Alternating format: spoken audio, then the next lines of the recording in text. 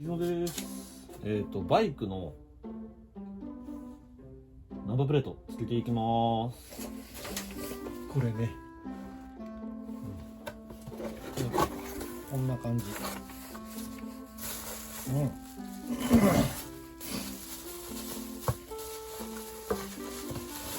いつとこ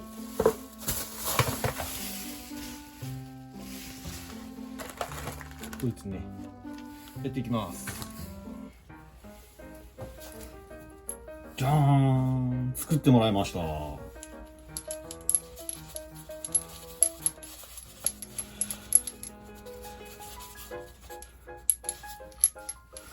かる？これね、片方ね、ニュッて入ってたやつをね、両方ともネジにしてもらったの。ね。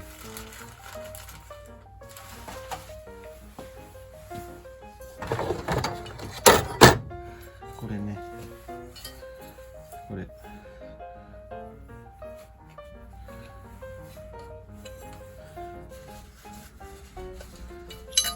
ああ。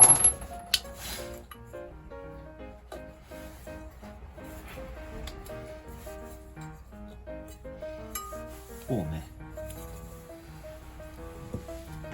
で、これをね。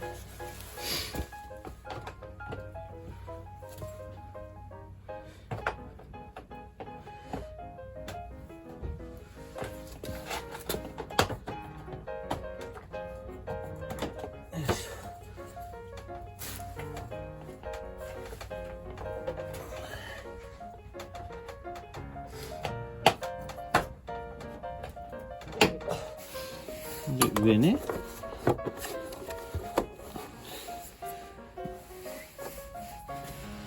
いしょ。私、グラブバーをつけているので、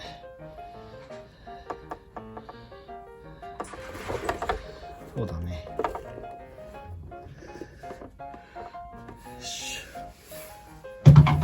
ょ。じゃあ。